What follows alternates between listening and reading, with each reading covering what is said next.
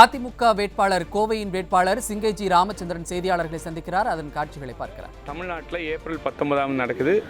7வது கட்டம் பார்த்திங்கன்னா ஜூன் 1 நடக்குது. இதுக்கான ரிசல்ட்ஸ் ஜூன் 4 வருது. நான் என்னோடய கடமை ஆற்றிட்டேன், ஜனநாயக கடமை ஆற்றிட்டேன், வாக்களிச்சுட்டு வந்துட்டேன். நீங்களும் எல்லாரும் கண்டிப்பாக போய் உங்கள் ஜனநாயக கடமை ஆற்றணும், நீங்கள் கண்டிப்பாக வாக்களிக்கணும் அப்படின்னு கேட்டுக்கிறேன். அதே மாதிரி மாற்றுத்திறனாளிகள், முதியோர்கள், அவங்க எல்லோரும் வாக்களிக்கும் போது கொஞ்சம் ஏதுவாக இருக்கிற மாதிரி எலெக்ஷன் கமிஷன்லாம் நிறைய பண்ணியிருக்கிறாங்க. வெயில் வேறு இருக்குது. அப்போ வெயில்லையும் சிரமப்படாமல் மக்கள் வரணுங்கிறக்காக அங்கங்கே மரநிழல்கள், ஷெட்ஸு, அது இதெல்லாம் கூட போட்டிருக்காங்க, நம்ம பார்க்குறோம். இன்னுமே எல்லா பூத்துக்கும் நம்மளும் போய் பார்க்க போகிறோம். பார்த்து எல்லாம் கரெக்டாக இருக்காங்கிறது நம்மளும் செக் பண்ணுவோம். இந்த நேரத்தில் உங்கள் எல்லாரையும் கேட்டுக்கிறது ஒன்று தான், கண்டிப்பாக உங்கள் ஜனநாயக கடமையாற்றுங்க, வாக்களிங்க.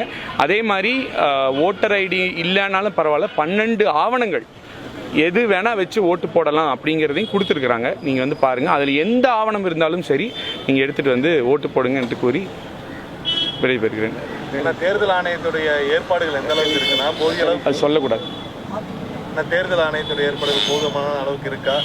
இல்லை, இப்போ நம்ம பூத்தில் பார்த்தங்க, எல்லாம் நல்லா தான் பண்ணியிருக்கிறாங்க.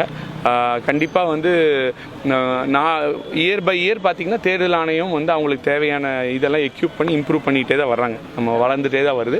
நல்லா பண்ணியிருக்காங்க. இங்கெல்லாம் பார்த்தா இதே மாதிரி 6 தொகுதிகள் வருது இல்லை, கோவை பாராளுமன்றத்துக்கு பல்லடம், சூலூர், கோவை வடக்கு, தெற்கு, சிங்கானூர், கவுண்டம்பாளையம், எல்லா தொகுதியிலுமே இன்றைக்கி ஃபுல்லாக போய் நம்ம பார்க்க போகிறோம். யாருக்காவது பிரச்சனைனாலும் தேர்தல் ஆணையத்தை அணுகலாம், இல்லைனாலும் சொல்லுங்கள், கண்டிப்பாக உறுதுணையாக இருப்போம். வாக்களிப்பீர். ஆனால் திமுக, பாஜக உள்ளிட்ட கட்சிகள் பணப்பட்டுவாடா செய்ததா வீடியோக்கள் சமூக வலைதளத்தில் வந்துட்டு இருக்கு. இது தொடர்பாக நீங்கள் ஏதாவது புகார் கொடுக்க வாய்ப்பு இருக்கா? இல்லை புகார் கொடுத்துருக்கீங்களா? ஆல்ரெடி புகார் கொடுத்துருக்காங்க.